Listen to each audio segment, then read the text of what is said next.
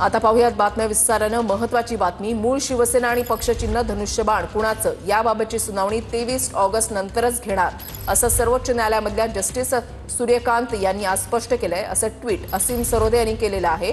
तर शिंदे गटाचे राजकीय मरण काही दिवस पुढे ढकललं गेल्याची टीका सरोदेंनी केलेली आहे।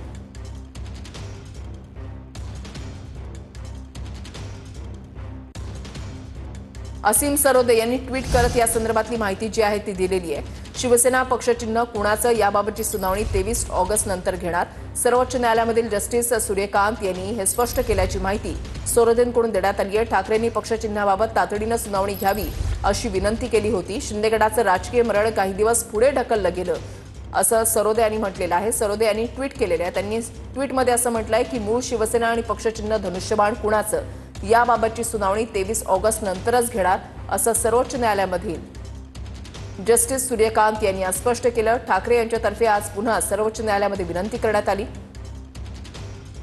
की पक्षचिन्हाबाबत तातडीनं सुनावणी घ्यावी, परंतु 19 ऑगस्ट पासून घटनापीठासमोर राष्ट्रपतींच्या अधिकारांबाबतचं प्रकरण आहे।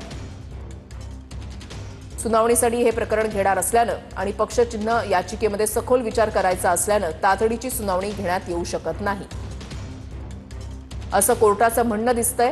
संविधानिक फसवणूक केलेल्या शिंदे गटाचे राजकीय मरण काही दिवस पुढे ढकललं गेलं इतकंच।